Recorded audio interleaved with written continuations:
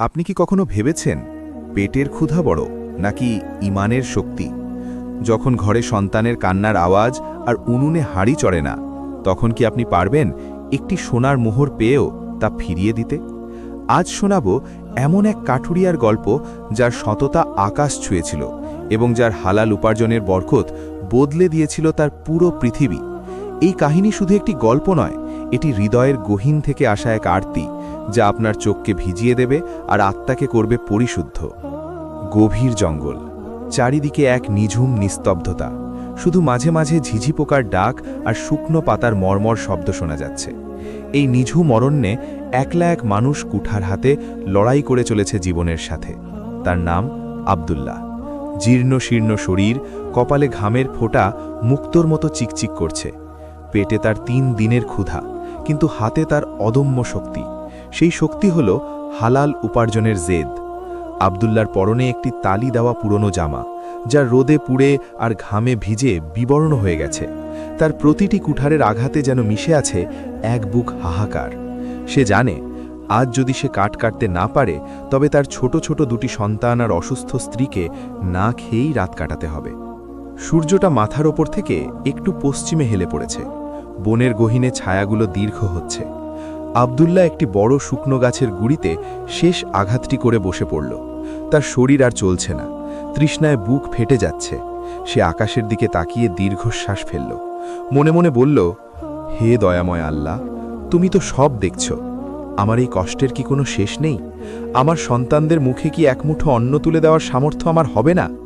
তার চোখ বেয়ে এক ফোঁটা অশ্রু গড়িয়ে পড়ল মাটির ধুলোয়। কিন্তু পরক্ষণেই সে নিজেকে সামলে নিল।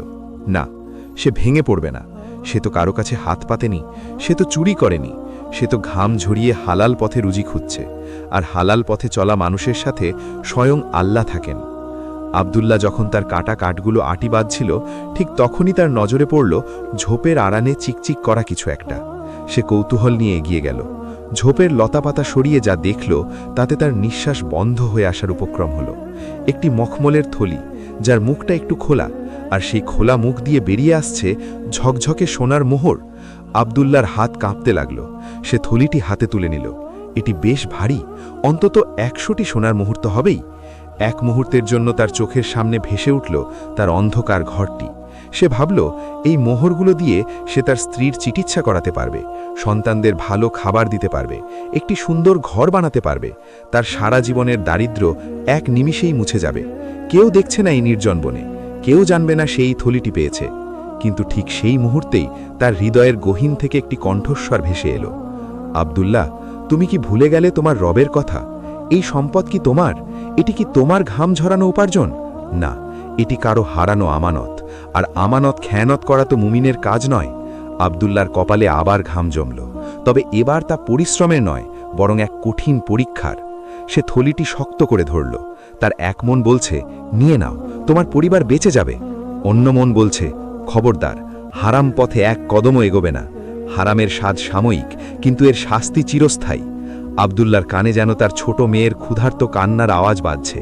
আবার পরক্ষণেই তার মনে পড়ল রাসূলুল্লাহ সাল্লাল্লাহু আলাইহি ওয়াসাল্লামের সেই বাণী, যে দেহ হারাম খাদ্য দিয়ে গড়ে ওঠে তা জান্নাতে প্রবেশ করবে না। সে থলিটি বুকে জড়িয়ে ধরে ডুকরে কেঁদে উঠল, হে আল্লাহ, আমাকে রক্ষা করো, আমাকে শয়তানের ধোঁকা থেকে বাঁচাও। আমি না খেয়ে মরে যাব, আমার পরিবার কষ্ট পাবে, তবু আমি তোমার অবাধ্য হব না, আমি হারাম খাব না।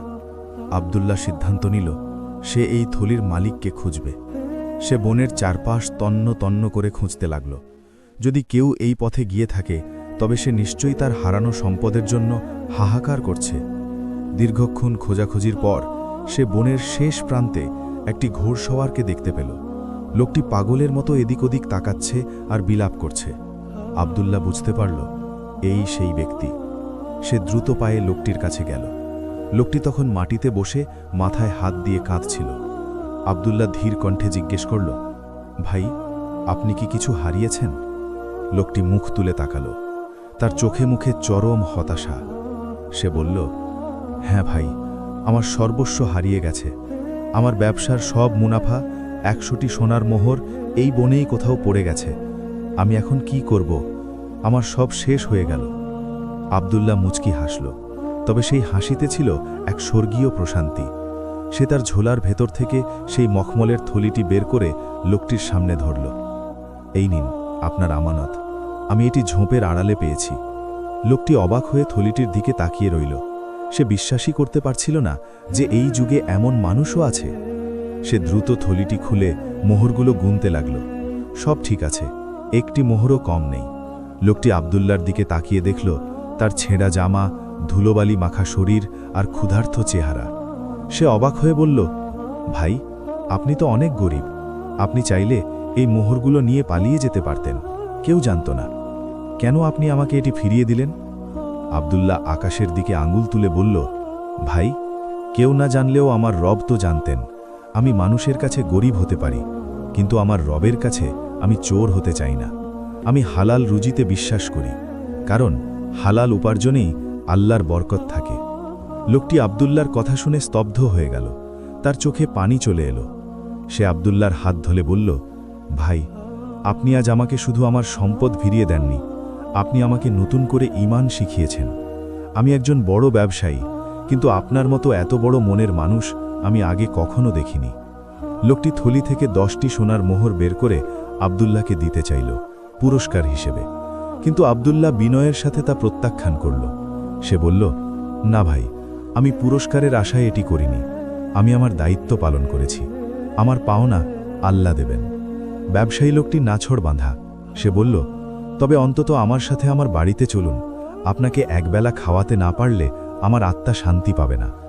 আব্দুল্লাহ প্রথমে রাজি হতে চায়নি, কিন্তু লোকটির আকুল আবেদনে সে আর না করতে পারল না। সে তার কাঠের আটিটি পিঠে তুলে নিল। ব্যবসায়ী তাকে তার ঘোড়ায় বসাতে চাইল, কিন্তু আব্দুল্লাহ রাজি হল না। সে বলল, আমি আমার মেহনতের কাঠ নিয়ে পায়ে হেঁটেই আসব, আপনি পথ দেখান। ব্যবসায়ী ঘোড়ায় চড়ে ধীরে ধীরে এগোতে লাগল, আর আব্দুল্লাহ তার ভারী কাঠের বোঝা নিয়ে তার পিছু পিছু চলতে লাগল। তার শরীর ক্লান্ত, কিন্তু মনটা আজ এক অদ্ভুত হালকা লাগছে। সে জানে না সামনে কি অপেক্ষা করছে, কিন্তু সে অনুভব করছে এক অলৌকিক প্রশান্তি। শহরটি বন থেকে বেশ দূরে। যখন তারা ব্যবসায়ীর প্রাসাদের মতো বাড়িতে পৌঁছল, তখন সন্ধ্যা ঘনিয়ে এসেছে। আব্দুল্লার চোখ ধাঁধিয়ে গেল সেই জৌলুস দেখে, কিন্তু তার মনে কোনো লোভ জাগল না। সে তার কাঠের আটিটি এক কোণে নামিয়ে রাখল। ব্যবসায়ী তাকে ভেতরে নিয়ে গেল এবং সবচেয়ে দামি খাবার দিয়ে তাকে আপ্যায়ন করল। আব্দুল্লাহ যখন প্রথম লোকমাটি মুখে নিল, তার মনে পড়ল তার পরিবারের কথা। তার গলার কাছে খাবার আটকে গেল। সে খেতে পারছিল না। ব্যবসায়ী জিজ্ঞেস করল, কি হলো ভাই, খাবার কি ভালো হয়নি? আব্দুল্লাহ চোখের পানি মুছে বলল, ভাই, আমার ঘরে আমার স্ত্রী সন্তানরা আজ 3 দিন ধরে অভুক্ত। আমি এই রাজকীয় খাবার একা কিভাবে খাই? ব্যবসায়ী লোকটির বুক ফেটে কান্না এলো। সে তৎক্ষণাৎ তার ভৃত্যদের আদেশ দিল প্রচুর খাবার এবং প্রয়োজনীয় সামগ্রী আব্দুল্লার বাড়িতে পাঠিয়ে দিতে। আব্দুল্লার চোখে তখন কৃতজ্ঞতার অশ্রু। সে বুঝতে পারল হালাল পথে চলার পুরস্কার আল্লাহ দুনিয়াতেই দেওয়া শুরু করেছেন। কিন্তু এটি তো কেবল শুরু ছিল। সেই রাতে ব্যবসায়ী আব্দুল্লাহকে তার বাড়িতে থাকতে অনুরোধ করল। আব্দুল্লাহ রাজি হল। মাঝরাতে আব্দুল্লার ঘুম ভেঙে গেল এক অদ্ভুত আওয়াজে। সে দেখল ব্যবসায়ী লোকটি জায়নামাজে বসে কাঁদছে আর দোয়া করছে। আব্দুল্লাহ অবাক হয়ে শুনতে পেল ব্যবসায়ী বলছে, হে আল্লাহ, আমি এতদিন শুধু সম্পদ জমিয়েছি, কিন্তু আব্দুল্লার মতো ঈমান কামাতে পারিনি। আমাকে ক্ষমা করো। পরদিন সকালে ব্যবসায়ী আব্দুল্লাহকে ডেকে পাঠালো। সে বলল, আব্দুল্লাহ ভাই, আমি সারা রাত ভেবেছি, আমার কোনো সন্তান নেই। আমার এই বিশাল ব্যবসা দেখাশোনা করার মতো কোনো বিশ্বস্ত মানুষও নেই। আমি আপনাকে আমার ব্যবসার অংশীদার করতে চাই। আপনি আপনার পরিবার নিয়ে এখানে চলে আসুন। আমি আপনাকে একটি সুন্দর বাড়ি দেব এবং আমার ব্যবসার অর্ধেক দায়িত্ব আপনার উপর ছেড়ে দেব। আব্দুল্লাহ আকাশ থেকে পড়ল। সে বলল, ভাই, আমি তো সামান্য এক কাটুরে, আমি ব্যবসা কি বুঝি? ব্যবসায়ী হাসল আর বলল, আপনি সততা বোঝেন, আপনি আমানতদারি বোঝেন, আর ব্যবসার জন্য এর চেয়ে বড় যোগ্যতার আর প্রয়োজন নেই। যার অন্তরে আল্লাহর ভয় থাকে সে কখনো কারো ক্ষতি করতে পারে না। আব্দুল্লাহর মনে হলো সে স্বপ্ন দেখছে। সে সিজদায় লুটিয়ে পড়ল। তার 2 চোখ বেয়ে ঝরঝর করে পানি পড়তে লাগল। সে বুঝতে পারল গতকাল যে সোনার মোহরের থলি সে ফিরিয়ে দিয়েছিল তা ছিল আল্লাহর পক্ষ থেকে এক পরীক্ষা, আর সেই পরীক্ষায় পাশ করার কারণেই আজ আল্লাহ তাকে এর চেয়েও বড় নেয়ামত দান করছেন। সে মনে মনে বলল, হে আল্লাহ, তুমি সত্য, তোমার ওয়াদা সত্য। তুমি বলেছ, যে ব্যক্তি আল্লাহকে ভয় করে, আল্লাহ তার জন্য পথ খুলে দেন এবং তাকে এমন উৎস থেকে রিজিক দেন যা সে কল্পনাও করতে পারে না। আব্দুল্লাহর জীবনের এক নতুন অধ্যায় শুরু হতে যাচ্ছে, কিন্তু সে কি জানত এই সুখের আড়ালে আরও বড় কোনো পরীক্ষা তার জন্য অপেক্ষা করছে? গল্পের এই মোড়ে এসে আব্দুল্লাহ যখন তার ফেলে আসা অভাবের দিনগুলোর কথা ভাবছিল, তখন তার বুকটা হু হু করে উঠল। সে ভাবল, কত মানুষ আজ অভাবের তাড়নায় ভুল পথে পা বাড়ায়, কিন্তু তারা যদি জানত একটু ধৈর্য ধরলে আল্লাহ কত বড় প্রতিদান দেন। আব্দুল্লাহর এই যাত্রা কেবল শুরু, সামনে রয়েছে আরও অনেক চড়াই উতরাই, আরও অনেক আবেগ ঘন মুহূর্ত। কিন্তু আব্দুল্লাহর বিশ্বাস এখন পাহাড়ের মতো অটল। সে জানে, যতক্ষণ সে হালাল পথে আছে ততক্ষণ তাকে কেউ পরাজিত করতে পারবে না। বন থেকে প্রাসাদে আসা এই কাঠুরিয়ার জীবন এখন এক জীবন্ত মোজেজা। কিন্তু এই প্রাচুর্য কি তার সরলতাকে কেড়ে নেবে, নাকি সে আগের মতোই সেই সাধারণ আব্দুল্লাহ থাকবে? সেই কাহিনীই আমরা জানব পরের অংশে। আব্দুল্লাহর জীবনের মোড় ঘুরে গেল এক নিমিষেই। বনের সেই জীর্ণ কুটির ছেড়ে সে এখন শহরের এক সুন্দর প্রাসাদে, কিন্তু তার মনের ভেতর সেই পুরনো আব্দুল্লাহ আজও বেঁচে আছে। সে প্রতিদিন সকালে ঘুম থেকে উঠে তার সেই পুরনো কুঠারটির দিকে তাকায়, যা সে ঘরের এক কোণে সযত্নে রেখে দিয়েছে। এটি তাকে মনে করিয়ে দেয় তার শেকড়ের কথা, তার সেই কঠিন সংগ্রামের দিনগুলোর কথা। আব্দুল্লাহর স্ত্রী ফাতেমা এখন সুস্থ, তার সন্তানদের চোখে মুখে এখন তৃপ্তির হাসি। কিন্তু আব্দুল্লাহ তার সন্তানদের সবসময় একটি কথাই শেখায়, বাবা, এই যে আরামায়েশ দেখছো, এটি আল্লাহর দান। যেদিন আমাদের অন্তরে অহংকার আসবে, সেদিন এই সব হারিয়ে যাবে। সবসময় মনে রাখবে, হালাল রুজির এক লোকমা খাবার হারামের পাহাড় সমান সম্পদের চেয়েও দামি। ব্যবসায়ী লোকটির নাম ছিল উসমান। উসমান সাহেব আব্দুল্লাহকে শুধু ব্যবসায়িক অংশীদারই করেননি, তাকে নিজের ভাইয়ের মতো মর্যাদা দিয়েছিলেন। আব্দুল্লাহ এখন বড় বড় কাফেলা পরিচালনা করে, দূর দূরান্তে ব্যবসার মালামাল পাঠায়। কিন্তু তার ব্যবসার ধরন ছিল একদম আলাদা। সে কখনো ওজনে কম দিত না, পণ্যের কোনো ত্রুটি থাকলে তা আগে ভাগেই ক্রেতাকে জানিয়ে দিত। অন্য ব্যবসায়ীরা তাকে নিয়ে হাসাহাসি করত। তারা বলতো, আব্দুল্লাহ, তুমি তো বনের কাঠুরিয়া ছিলে, ব্যবসায়ী দোঝো না। এভাবে সত্যি কথা বললে কি ব্যবসা টেকে? ব্যবসায় তো একটু আধটু চালাকি করতেই হয়। আব্দুল্লাহ শান্তভাবে জবাব দিত, ভাই, আমি দুনিয়ার লাভের চেয়ে আখেরাতের লোকসানকে বেশি ভয় পাই। আমার রব যদি বরকত দেন, তবে এই সততাতেই আমি সফল হব। একদিন এক বিশাল সুযোগ এলো। প্রতিবেশী দেশ থেকে এক বড় বণিক দল এলো রেশমি কাপড় কিনতে। তারা আব্দুল্লাহর গুদামে রাখা সব কাপড় একবারে কিনে নিতে চাইল। এটি ছিল কয়েক লাখ সোনার মোহরের চুক্তি। উসমান সাহেব তখন অন্য এক শহরে কাজে গিয়েছিলেন। সব দায়িত্ব আব্দুল্লাহর ওপর। আব্দুল্লাহ যখন কাপড়গুলো পরীক্ষা করছিল, সে দেখল ভেতরের কয়েকটা থানে সামান্য একটু রঙের ত্রুটি আছে, যা সাধারণ চোখে ধরা পড়ার কথা নয়।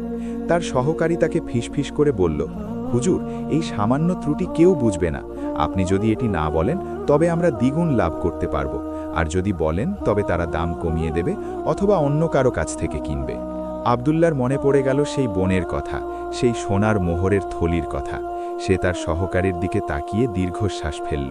সে বলল, তুমি কি চাও আমি আমার সন্তানদের পেটে আগুনের অঙ্গার ঢুকিয়ে দিই? এই ত্রুটি গোপন করা মানে হলো ধোঁকা দেওয়া। আর আমার নবী সাল্লাল্লাহু আলাইহি ওয়াসাল্লাম বলেছেন, যে ধোঁকা দেয় সে আমাদের দলভুক্ত নয়। আব্দুল্লাহ সেই বণিক দলের প্রধানকে ডেকে কাপড়গুলো দেখালো। সে বলল, ভাই, এই কাপড়গুলোতে সামান্য ত্রুটি আছে, আপনারা চাইলে এগুলো নিতে পারেন, তবে আমি এর দাম অনেক কম রাখব। আর যদি না নিতে চান, তবে আমি আপনাদের অন্য ভালো কাপড়ের ব্যবস্থা করে দেব। বণিক প্রধান অবাক হয়ে আব্দুল্লাহর দিকে তাকিয়ে রইল। সে আগে কখনো এমন ব্যবসায়ী দেখেনি যে নিজে থেকে তার মালের খুঁত ধরিয়ে দেয়। সে কিছুক্ষণ চুপ থেকে বলল, আব্দুল্লাহ সাহেব, আমি সারা জীবন অনেক দেশে ব্যবসা করেছি, কিন্তু আপনার মতো সৎ মানুষ আমি দেখিনি। আপনার এই সততা আমাকে মুগ্ধ করেছে। আমি এই কাপড়গুলোই নেব, এবং আপনি যে দাম চেয়েছেন তার চেয়েও বেশি দেব। কারণ আমি কাপড় নয়, আপনার সততা কিনতে চাই। আমি চাই আপনার সাথে আমার দীর্ঘমেয়াদী ব্যবসা চলুক। সেই দিন আব্দুল্লাহর ব্যবসায় যে পরিমাণ লাভ হলো, তা উসমান সাহেবার সারা জীবনের লাভের চেয়েও বেশি। যখন উসমান সাহেব ফিরে এলেন এবং সব শুনলেন, তার চোখে পানি চলে এলো। সে আব্দুল্লাহকে জড়িয়ে ধরে বলল, ভাই, আমি জানতাম আপনি পারবেন। আপনার এই সততাই আমাদের ব্যবসাকে আসমানে নিয়ে যাবে। কিন্তু সুখের দিনগুলো সবসময় একরকম যায় না। মানুষের জীবনে পরীক্ষা আসে নানা রূপে। শহরের অন্য ব্যবসায়ীরা আব্দুল্লার এই অভাবনীয় সাফল্যে ঈর্ষান্বিত হয়ে উঠল। তারা ষড়যন্ত্র করতে শুরু করল কিভাবে আব্দুল্লাহকে বিপদে ফেলা যায়। তারা রাজার কানে বিষ ঢালতে লাগল। তারা রাজাকে গিয়ে বলল, জাহাপনা, আব্দুল্লাহ নামের এই নতুন ব্যবসায়ী আসলে একজন জাদুকর। সে বনের কাঠুরিয়া ছিল। এখন সে জাদুর বলে সব ব্যবসায়ীদের হটিয়ে দিচ্ছে। সে নিশ্চয়ই কোনো নিষিদ্ধ পথে সম্পদ কামাচ্ছে। রাজা ছিলেন কিছুটা কান পাতলা। তিনি আব্দুল্লাহকে রাজদরবারে তলব করলেন। আব্দুল্লাহ যখন রাজদরবারে পৌঁছালো তখন চারিদিকে থমথমে ভাব। রাজা গম্ভীর কণ্ঠে বললেন, আব্দুল্লাহ, তোমার বিরুদ্ধে অভিযোগ উঠেছে যে তুমি অবৈধ পথে সম্পদ অর্জন করছো। একজন কাঠুরিয়া কিভাবে এত অল্প সময়ে এত বড় ব্যবসায়ী হতে পারে? এর প্রমাণ দাও, নতুবা তোমার সব সম্পদ বাজেয়াপ্ত করা হবে এবং তোমাকে কারাগারে নিক্ষেপ করা হবে। আব্দুল্লাহ ভয় পেল না। সে রাজাকে কুর্নিশ করে বলল, জাহাপনা, আমার সম্পদের কোনো জাদু নেই। আমার সম্পদের পেছনে আছে শুধু আমার রবের রহমত আর আমার ঘাম ঝরানো হালাল পরিশ্রম। আমি যখন বনে কাঠ কাটতাম তখনও আমি হালাল খুঁজতাম। আজও আমি তাই খুঁজি। রাজা বললেন, মুখে বলা সহজ, প্রমাণ কোথায়? আব্দুল্লাহ তখন তার সেই পুরনো কুঠারটি বের করল যা সে সাথে করে নিয়ে এসেছিল। সে বলল, জাহাপনা, এটিই আমার প্রমাণ। এই কুঠার দিয়ে আমি যখন কাঠ কাটতাম তখন আমি কারো হক নষ্ট করিনি। আর একদিন আমি 100টি সোনার মোহর পেয়েও তা ফিরিয়ে দিয়েছিলাম। সেই সততার পুরস্কার হিসেবে আল্লাহ আমাকে আজ এই অবস্থানে এনেছেন। আপনি যদি বিশ্বাস না করেন তবে সেই ব্যবসায়ী উসমান সাহেবকে জিজ্ঞেস করতে পারেন। উসমান সাহেব দরবারে এসে সব সাক্ষ্য দিলেন। রাজার মন গলে গেল। তিনি বুঝতে পারলেন আব্দুল্লাহ কোনো সাধারণ মানুষ নয়, সে আল্লাহর এক প্রিয় বান্দা। রাজা তাকে শুধু মুক্তিই দিলেন না, তাকে রাজ্যের প্রধান রাজকীয় ব্যবসায়ী হিসেবে ঘোষণা করলেন। ষড়যন্ত্রকারীরা লজ্জিত হয়ে মাথা নিচু করল, কিন্তু আব্দুল্লাহর মনে তাদের প্রতি কোনো ক্ষোভ ছিল না।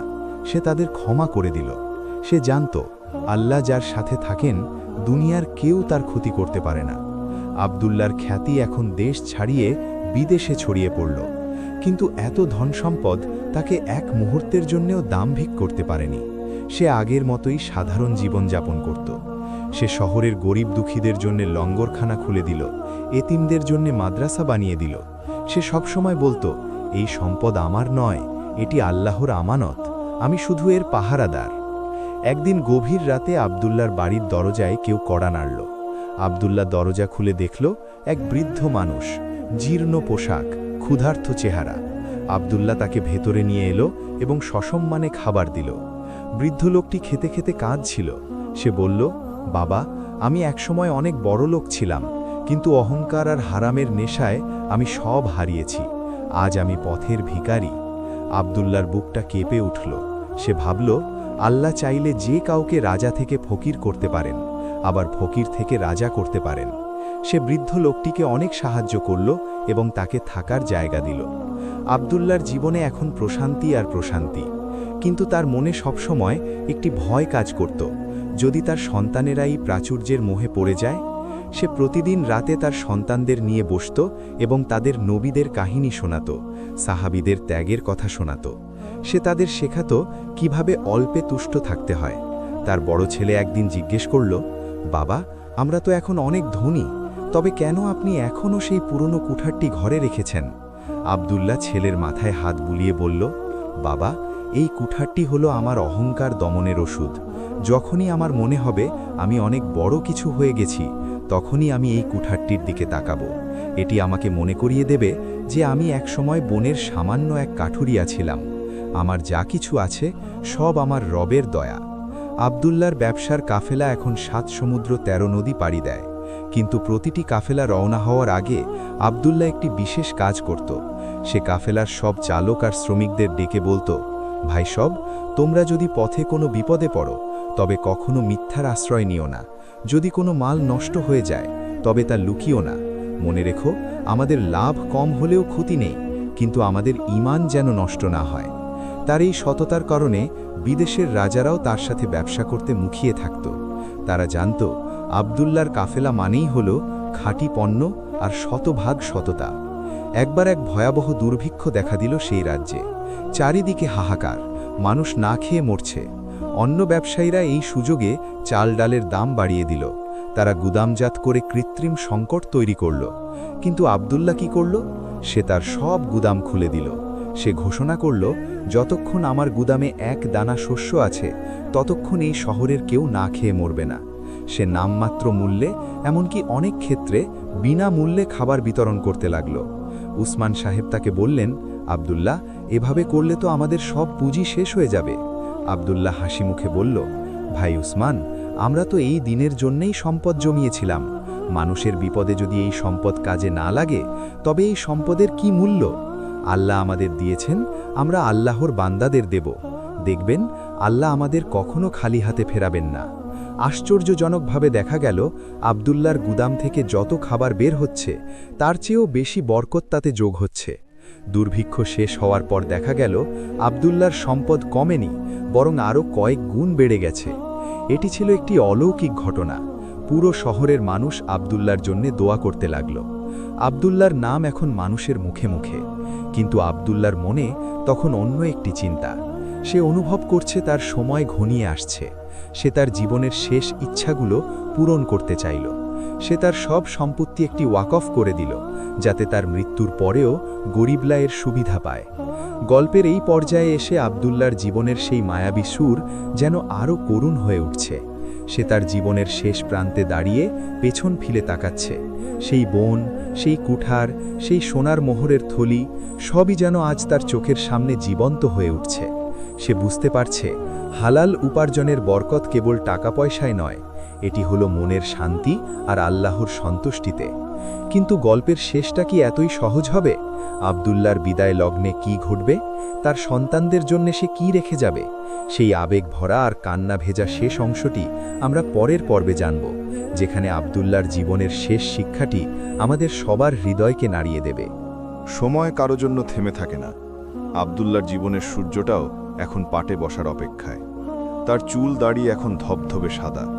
কপালে বার্ধক্যে লেখাগুলো যেন তার সারা জীবনের সংগ্রামের এক একটি মানচিত্র। আব্দুল্লাহ এখন আর আগের মতো হাঁটতে পারে না, বিছানায় তার শেষ আশ্রয়। কিন্তু তার চেহারায় সেই পুরনো নুরানি আভা আজও অমলিন। ঘরের জানালা দিয়ে বিকেলের ম্লান আলো এসে তার মুখে পড়ছে। আব্দুল্লাহর পাশে বসে আছে তার প্রিয় বন্ধু উসমান সাহেব, তার স্ত্রী ফাতেমা আর তার বড় হয়ে যাওয়া সন্তানেরা। সবার চোখে পানি, কারণ তারা বুঝতে পারছে তাদের বটবৃক্ষটি আজ বিদায় নিতে চলেছে। আব্দুল্লাহর শ্বাসকষ্ট হচ্ছে, কিন্তু সে ইশারায় সবাইকে কাছে ডাকল। তার কণ্ঠস্বর এখন অত্যন্ত ক্ষীণ, কিন্তু তাতে এক অদ্ভুত মায়াবী টান। সে তার বড় ছেলের হাত ধরে বলল, বাবা, আমার সময় শেষ। আমি আজ তোমাদের কোনো ধন সম্পদ দিয়ে যাওয়ার কথা বলবো না, কারণ সম্পদ তো আসে আর যায়। আমি তোমাদের যা দিয়ে যাচ্ছি তা হলো আমার সারা জীবনের শ্রেষ্ঠ উপার্জন, হালাল রুজির শিক্ষা। আব্দুল্লাহর চোখ থেকে এক ফোঁটা অশ্রু গড়িয়ে পড়ল। সে কাঁপা কাঁপা হাতে ইশারা করল সেই পুরনো কুঠারটি নিয়ে আসতে। কুঠারটি এখন মরচে ধরা, কিন্তু আব্দুল্লাহর কাছে এটি পৃথিবীর সব হীরা জহরত থেকেও দামি। সে কুঠারটি বুকে জড়িয়ে ধরল। তার কান্নার শব্দে ঘরের বাতাস ভারী হয়ে উঠল। সে বলতে লাগল, এই কুঠারটি যখন আমার হাতে ছিল তখন আমার পেটে ক্ষুধা ছিল, কিন্তু মনে শান্তি ছিল। আমি যখন বনের গভীরে একা থাকতাম তখন আমি অনুভব করতাম আমার রব আমার পাশেই আছেন। বাবা, তোমরা আজ অনেক বড় ব্যবসায়ী, কিন্তু কখনো এই কুঠারটির কথা ভুলে যেও না। এটি তোমাদের মনে করিয়ে দেবে যে তোমাদের বাবা একসময় বনের সামান্য এক কাঠুরিয়া ছিল। আব্দুল্লাহর কণ্ঠ এখন কান্নায় ভেঙে পড়ছে। সে ডুকরে কেঁদে উঠে বলল, ওরে আমার সন্তানেরা, খবরদার, কখনো হারামের দিকে হাত বাড়াস না। হারামের এক লোকমা খাবার তোর পুরো বংশের বরকত কেড়ে নেবে। আমি যখন সেই সোনার মোহরের থলিটি পেয়েছিলাম তখন শয়তান আমাকে অনেক প্রলোভন দেখিয়েছিল, কিন্তু আমি যদি সেদিন সেই মোহরগুলো নিতাম তবে আজ আমি তোমাদের সামনে এই সম্মানের সাথে বিদায় নিতে পারতাম না। আমার কবরে আমি শুধু আমার আমল নিয়ে যাব, এই প্রাসাদ বা ব্যবসা নিয়ে যাব না। তোরা কি পারবি আমার এই সততার ধারা বজায় রাখতে? তোরা কি পারবি কিয়ামতের দিন আল্লাহর সামনে দাঁড়িয়ে বলতে যে আমরা আমাদের বাবার মতো হালাল পথে চলেছি? আব্দুল্লাহর সন্তানেদের কান্নায় পুরো ঘর যেন এক শোকের সাগরে পরিণত হল। তারা তাদের বাবার হাত ধরে ওয়াদা করল যে তারা কখনো মিথ্যার আশ্রয় নেবে না, কখনো কারো হক নষ্ট করবে না। আব্দুল্লাহ এবার উসমান সাহেবের দিকে তাকালো, তার ছোটবেলার বন্ধু, তার দুর্দিনের সাথী। উসমান সাহেব আব্দুল্লাহর হাত ধরে অঝরে কাঁদছেন। আব্দুল্লাহ বলল, বন্ধু, তুমি আমাকে যে সম্মান দিয়েছ তার প্রতিদান আমি দিতে পারিনি, তবে আমি দোয়া করি আল্লাহ যেন তোমাকে জান্নাতে আমার প্রতিবেশী করেন। উসমান সাহেব কোনো কথা বলতে পারলেন না, শুধু আব্দুল্লাহর হাতটি নিজের কপালে ঠেকিয়ে রাখলেন। আব্দুল্লাহর স্ত্রী ফাতেমা এক কোণে বসে নিঃশব্দে কাঁদছিলেন। আব্দুল্লাহ তার দিকে তাকিয়ে ম্লান হাসল। সে বলল, ফাতেমা, তুমি আমার অভাবের দিনেও আমার সাথে ছিলে, আমার প্রাচুর্যের দিনেও তুমি আমাকে অহংকারী হতে দাওনি। তুমি এক মহীয়সী নারী। জান্নাতে আবার আমাদের দেখা হবে ইনশাআল্লাহ। সূর্যটা দিগন্তে ডুবে যাচ্ছে। আব্দুল্লাহর চোখের পাতাগুলো ধীরে ধীরে বন্ধ হয়ে আসছে। সে বিড়বিড় করে বলতে লাগল, লা ইলাহা ইল্লাল্লাহু মুহাম্মাদুর রাসূলুল্লাহ। তার শেষ নিঃশ্বাসটি যখন বেরিয়ে গেল, তখন তার ঠোঁটে ছিল এক স্বর্গীয় প্রশান্তি। আব্দুল্লাহর নেই। বনের সেই সৎ কাঠুরিয়া আজ তার রবের কাছে ফিরে গেছে। পুরো শহর যেন স্তব্ধ হয়ে গেল এই খবর শুনে। হাজার হাজার মানুষ জড়ো হলো তার জানাজায়। রাজা থেকে শুরু করে পথের ভিখারি সবাই আজ এক কাতারে দাঁড়িয়ে কাঁদছে, কারণ তারা আজ শুধু একজন ব্যবসায়ীকে হারায়নি, তারা হারিয়েছে সততার এক জীবন্ত প্রতীককে। আব্দুল্লাহর জানাজায় মানুষের ঢল দেখে মনে হচ্ছিল যেন কোনো মহান রাজার বিদায় হচ্ছে। কিন্তু আব্দুল্লাহ তো রাজা ছিলেন না, তিনি ছিলেন কেবল একজন সৎ মানুষ, আর সততাই তাকে রাজার চেয়েও বড় মর্যাদা দিয়েছিল। আব্দুল্লাহর মৃত্যুর পর তার সন্তানেরা তার প্রতিটি কথা অক্ষরে অক্ষরে পালন করল। তারা তাদের ব্যবসার লভ্যাংশের একটা বড় অংশ গরিবদের জন্য বিলিয়ে দিত। সেই পুরনো কুঠারটি তারা তাদের ড্রয়িং রুমে একটি কাঁচের বাক্সে সাজিয়ে রাখল, যাতে আগত প্রতিটি মানুষ দেখতে পায় এবং জানতে পারে যে এই বিশাল সাম্রাজ্যের ভিত্তি ছিল একটি সাধারণ কুঠার আর এক বুক সততা। আব্দুল্লাহর কাহিনী এখন কিংবদন্তি হয়ে গেছে। মায়েরা তাদের সন্তানদের ঘুম পাড়ানোর সময় আব্দুল্লাহর গল্প শোনায়। তারা বলে, দেখো বাবা, হালাল উপার্জনের বরকত কত বড়। আব্দুল্লাহর কবরটি এখন এক প্রশান্তির জায়গা। মানুষ সেখানে গিয়ে তার জন্য দোয়া করে এবং নিজেরা সৎ হওয়ার অনুপ্রেরণা পায়। এখন আমি আপনাদের দিকে তাকিয়ে বলছি, যারা এই কাহিনী শুনছেন, একটু ভাবুন তো, আমরা আজ কোন পথে চলছি? আমরা কি আমাদের উপার্জনের প্রতিটি পয়সা হালাল কিনা তা যাচাই করছি? আমরা কি সামান্য লাভের আশায় মিথ্যার আশ্রয় নিচ্ছি না? আব্দুল্লাহর মতো আমাদেরও একদিন চলে যেতে হবে। সেদিন আমাদের সাথে কি থাকবে? আমাদের দামি গাড়ি? আমাদের বিশাল বাড়ি? না, কিছুই থাকবে না। থাকবে শুধু আমাদের আমল। আব্দুল্লাহর সেই কান্না ভেজা কণ্ঠ যেন আজও আমাদের কানে বাজছে। হারাম খেও না। হারামের শেষ পরিণাম বড় ভয়াবহ। হালাল উপার্জনে হয়তো কষ্ট আছে, হয়তো অভাব আছে, কিন্তু তাতে যে শান্তি আছে তা পৃথিবীর কোনো সম্পদে নেই। আসুন না, আমরাও আব্দুল্লাহর মতো হওয়ার চেষ্টা করি। আমাদের জীবনটা হয়তো খুব ছোট, কিন্তু এই ছোট জীবনেই আমরা আমাদের রবের সন্তুষ্টি অর্জন করতে পারি। হালাল পথে চলা কঠিন হতে পারে, কিন্তু এর শেষ গন্তব্য হলো জান্নাত। আব্দুল্লাহর সেই পুরনো কুঠারটি যেন আমাদের সবার হৃদয়ে এক একটি প্রশ্ন হয়ে দাঁড়িয়ে আছে। আমরা কি পারব আমাদের সততা দিয়ে পৃথিবীকে বদলে দিতে? আমরা কি পারব আমাদের সন্তানের জন্য একটি হালাল উপার্জনের উদাহরণ রেখে যেতে? চোখের পানি মুছে একবার নিজের মনের কাছে প্রশ্ন করুন। আব্দুল্লাহর গল্প শেষ হতে পারে, কিন্তু তার শিক্ষা যেন আমাদের জীবনে চিরকাল বেঁচে থাকে। হালাল উপার্জনের বরকত আপনার ঘরেও আসবে, যদি আপনি আব্দুল্লাহর মতো ধৈর্য ধরতে পারেন।